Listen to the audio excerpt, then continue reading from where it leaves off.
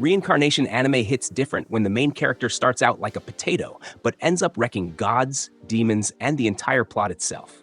Today we're counting down the best glow-up isekai power fantasies ever. Looking at number 7, Reincarnated as a Sword.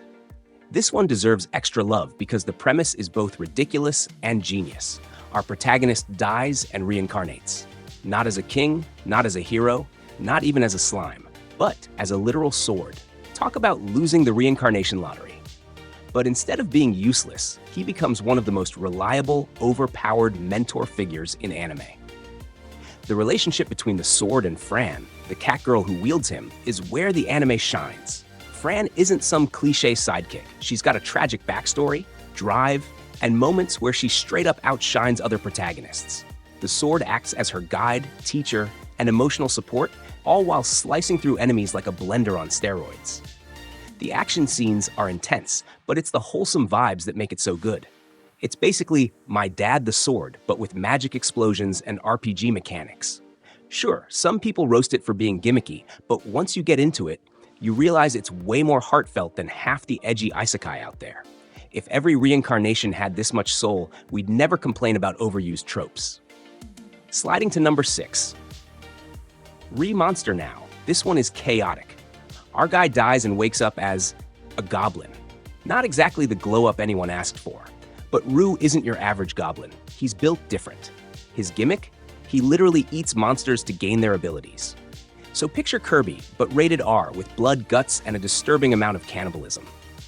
What makes Re-Monster wild is the sheer pace of his evolution.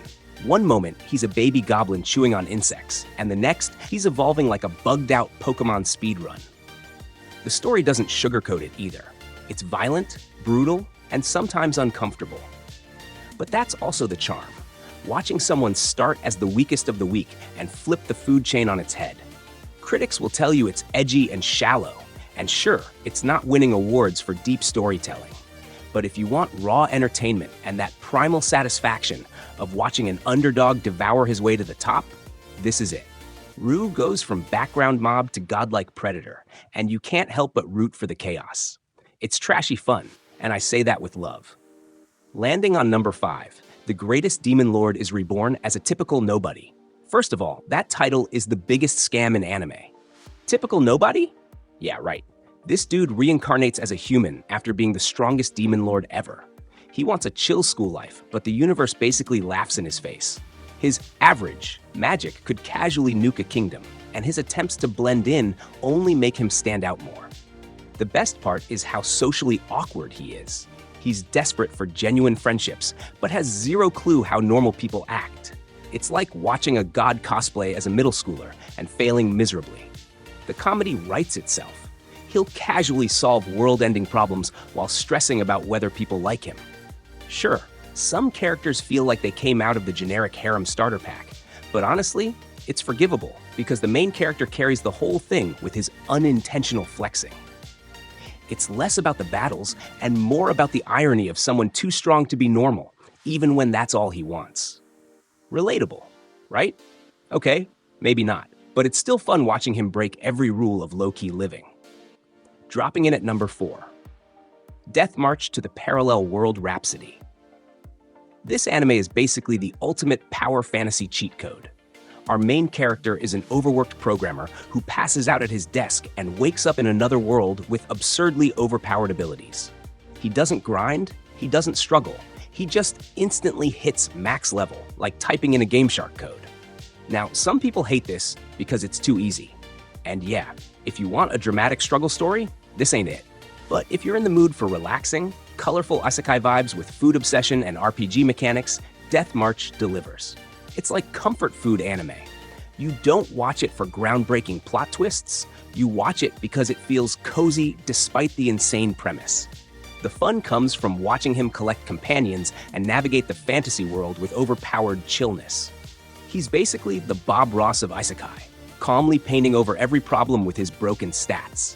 Sure, it's guilty pleasure fluff, but sometimes that's exactly what you need after watching darker, heavier series.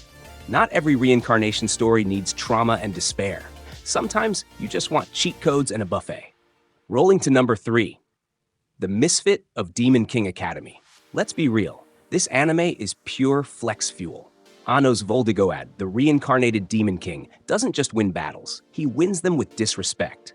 He kills enemies with his heartbeat, reincarnates people just to kill them again, and treats world-ending threats like minor inconveniences.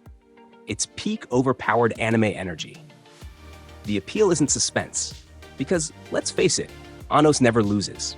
The fun is in watching how he humiliates his opponents. The guy is petty, dramatic, and effortlessly cool. Every scene is basically him saying, "Rules don't apply to me," and then proving it in the most extra way possible. He's the kind of character who would win a fight just by glaring. And honestly, he probably already has. Now, some viewers complain that it's too predictable since the stakes never feel real. But that's missing the point. Misfit is about the spectacle. It's about the anime equivalent of dropping the controller during a fighting game because you know you've already won. If you're here for flexing and disrespectful comebacks, Annos is your guy. Zooming to number 2, the legendary hero is dead. Now this one is comedy gold. The actual legendary hero dies in the dumbest way possible, falling into a trap set by a random farmer. And instead of Destiny choosing a new savior, the farmer ends up inhabiting the hero's body. It's the ultimate, oops, I guess I'm the protagonist now scenario. What makes this anime stand out is how unapologetically stupid it is, in the best way. The farmer isn't noble, brave, or even particularly skilled. He's lazy, cowardly, and more concerned with surviving than saving the world.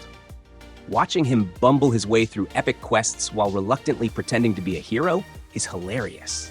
It's basically parody Isekai, roasting the genre while still delivering fun battles and ridiculous situations.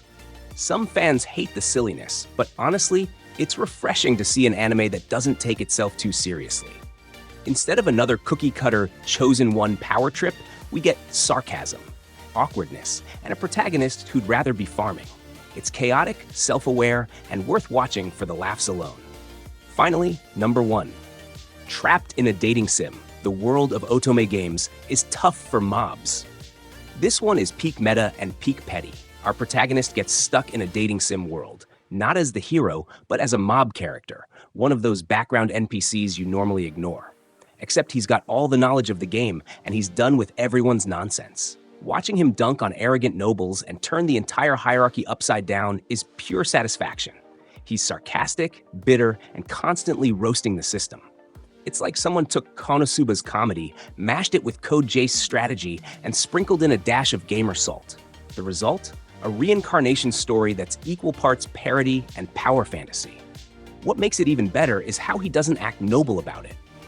He's shamelessly self-serving, petty, and brutally honest. And that makes him more relatable than half the bland, perfect Isekai protagonists. He's not here to save the world. He's here to survive, clown on the system, and prove that even mob characters can rise up. And honestly, that's a revolution I can get behind. And that's the lineup of Reincarnation anime where weaklings level up to god-tier legends, or just sarcastic disasters with cheat codes. Which one's your favorite glow-up story? Drop your thoughts in the comments, hit that like button, and subscribe for more anime breakdowns. Thanks for watching, and remember, Nivar underestimate reincarnated cutlery. Until next time, Anime Fam.